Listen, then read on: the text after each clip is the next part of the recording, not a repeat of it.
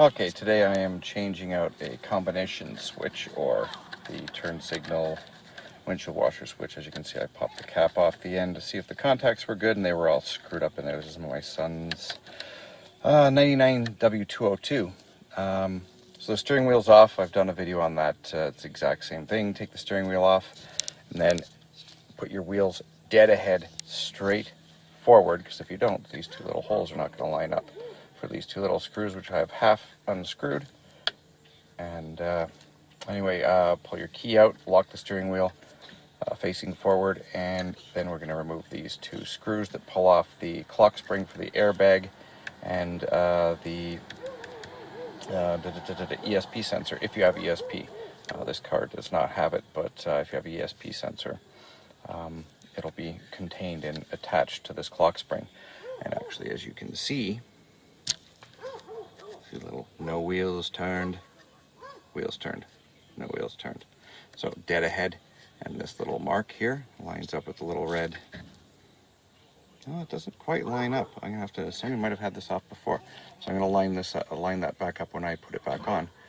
But it should line dead up with the little red dot. Anyway, I'm gonna pull those two screws out and be back in a second. Okay, two screws are off, and then I am gently going to pull this out. Don't spin this. There's like a little inner wheel in here. Don't spin it. Pull it straight off and make sure it does not spin and come apart.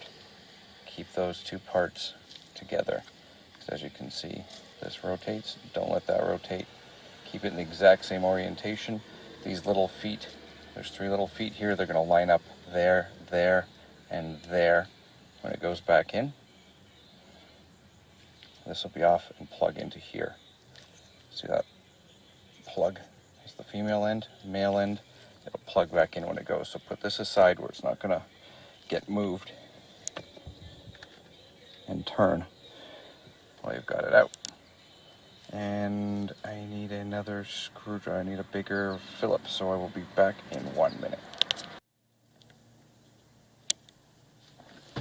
Okay, I went and got a bigger Phillips screwdriver for there's a Phillips screw here for the cruise control. And it simply unscrews one screw, and that should slide out. Done? Yep. Oops. Pop that screw out and leave that connected. I don't know where the screw just went to. I have to find that before I put it back together. And now there are two screws, one here and here, to hold. I'll show you what we're going to be putting in. This is the replacement switch that I got at the wrecking yard for 10 bucks. You can see this is the little turn signal canceller. While this is off, take some dielectric grease and run it in here, inside of there. You can see that, yeah, you can. Inside here, some dielectric grease with like a little paintbrush, put it in here. This little cover just pops on and off. It's got four little feet, and it just, does it pop on this way, or is it the other way? I think it's this way. It's just a little snap-out cover. It goes on like that. You can just pop that off and get some grease in there. You see where it moves when it's moving back and forth. And then there's the electrical connector on the back. I'm going to be plugging in a second after we take everything apart. But anyway, before we get to that, so two Phillips screws here and here. Sorry, this one's behind the cruise control lever. But it's pretty damn easy to figure out what's going on since I have a screwdriver in my hand. And a screw comes out. And another screw.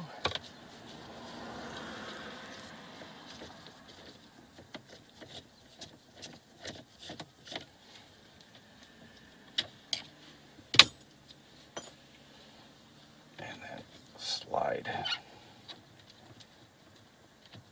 the assembly out.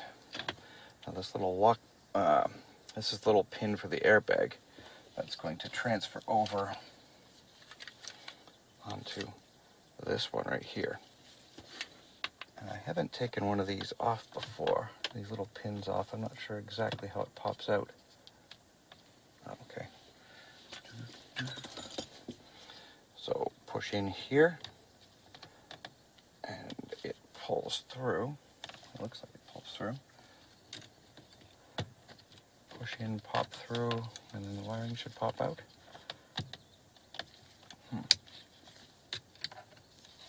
Oh, there's a push tab on both sides. Okay.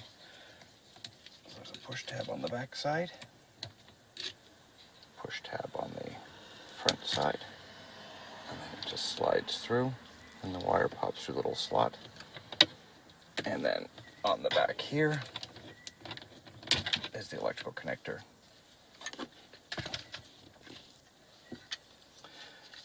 So we're going to take the new one, and it can only go on in one way. Snap that in. We're going to make sure to put this little sucker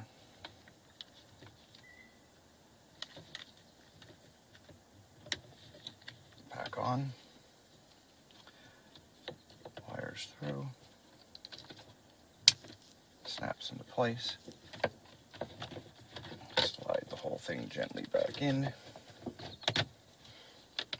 Lined up with the screw holes, it's pretty self-aligning. So I'm going to throw these two screws and then this one back in, and then we'll be back in a minute. Okay, so the 3 screws are back in. Not like Superman tight, firm. You know, with your screwdriver, just like tight. You don't want to strip them. So all 3 are about the same. And it just has to hold. 2 levers. So that's all working. So we're going to put the clock spring back in. And we are going to put it... Now there's also a larger opening. Oops, sorry. There's a larger opening in there that you can see. There's all the little teeth, and then there's a large opening right there. And that corresponds to, on the side of the shaft, see that black part that pops out? Oops, focus, come on. Right in front of the little white turn signal pin. See where it's moving in and out there? That pops over top of there. Oops, come on. So let's pop this back on.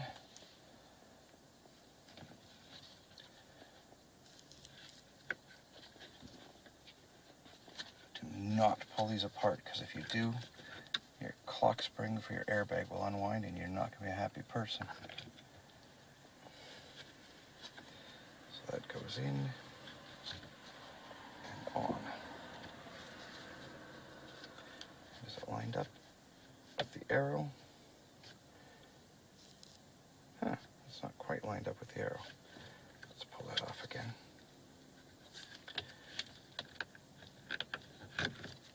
I hope that clock spring didn't unwind a little bit.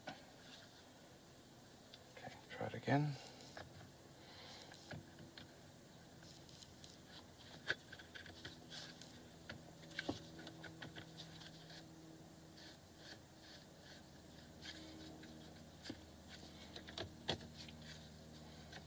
Bingo.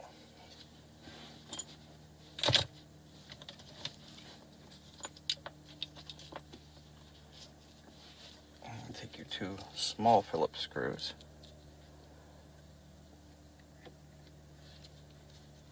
And pop them in. Now if you've got a car with electronic stability program, ESP, there will be a steering angle sensor under there. But it should be attached to the clock spring and everything. It should all be attached as one and come out as one unit. And you want to keep those lined up as well. Don't let them move once you pull them off.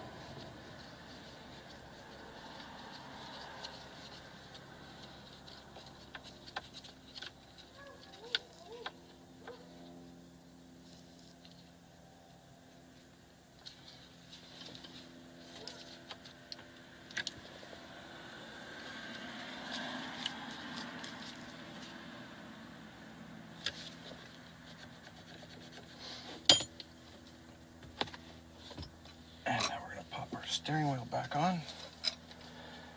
Again, you've seen, I didn't and I don't because I'm not really that scared of it, but disconnect your negative battery cable if you're worried about the airbag blowing up in your face.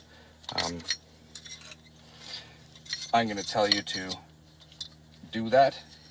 I'm not going to say don't do it. So,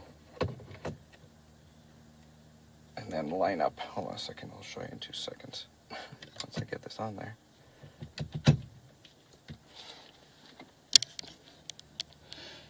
There's an arrow here. Let me get the little thing, screwdriver to point. You can see the arrow right there. And there's a little red line on the steering shaft. Those should line up.